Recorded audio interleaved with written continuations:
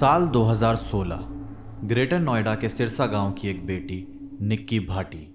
घर वाले खुश थे क्योंकि निक्की की शादी होने जा रही थी। उसका रिश्ता तय हुआ विपिन भाटी से। दोनों परिवार पास पास के, समाज एक ही। और तो और निक्की की बड़ी बहन कंचन की शादी भी इसी घर में हुई थी, विपिन के भाई से।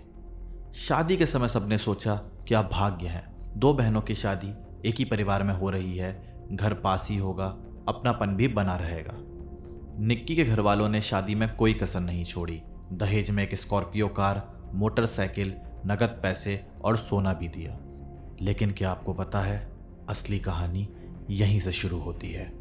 शादी के बाद निक्की को जल्दी एहसास हुआ ये रिश्ता वैसा नहीं है जैसा उसने सोचा था। विपिन और उसके परिवार को मिला हुआ दहेज अब कम लगने लगा था। उनकी नई मांगें शुरू होने लगी थी। 36 लाख रुपए चाहिए, हर त्योहार में गहने चाहिए, और अगर मांगे पूरी नहीं होती तो मारपीट, गाली गलौज और अपमान शुरू होने लग गया। निक्की और उसकी बहन कंचन दोनों एक ही घर में थे। दोनों को एक ही चीज रोज सहनी पड़ती, कभी थप्पड़, कभी गला दबाना, कभी ताने। ये सब निक्की की रोजमर्रा की जिंदगी का हिस्सा बन गया। लेकिन निक्की और उसकी बहन चुप रहीं, क्योंकि निक्की के 2 छोटे बच्चे थे। वो सोचती थी शायद समय सब ठीक कर दे, और यही निक्की की सबसे बड़ी गलती थी।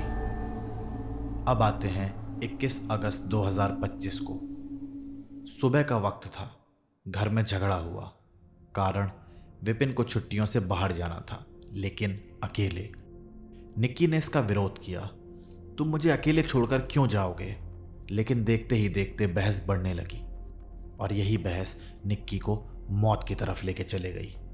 उस दिन का सबसे दर्दनाक गवाह था निक्की का 6 साल का बेटा।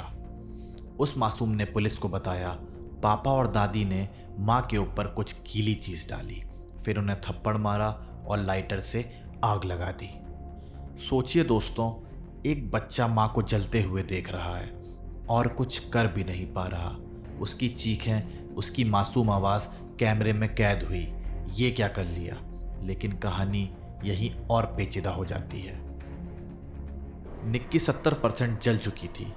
पहले उसे फोर्टिस अस्पताल ले जाया गया, फिर दिल्ली के सफदरजंग भेजा गया। लेकिन दूसरे अस्पताल पहुंचते ही निक्की ने दम तोड़ दिया। उसका जला हुआ चेहरा, राख जैसी हालत देखकर उसके पिता बिखर गए। उन्होंने चिल्लाते हुए कहा, मेरी बेटी को दहेज के लिए मारा गया है।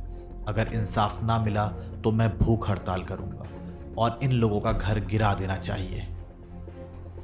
अब पुलिस पे दबाव बढ़ने लगा। पुलिस ने एक एक करके सबको पकड़ना शुरू किया।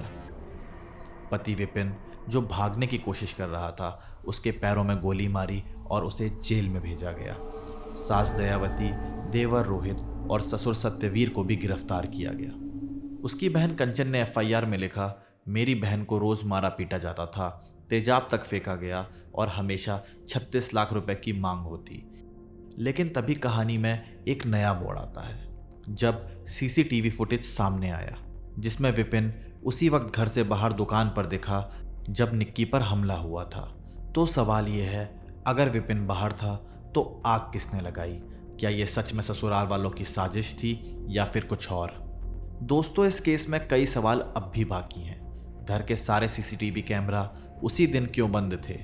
बच्चे की गवाही कितनी सही है?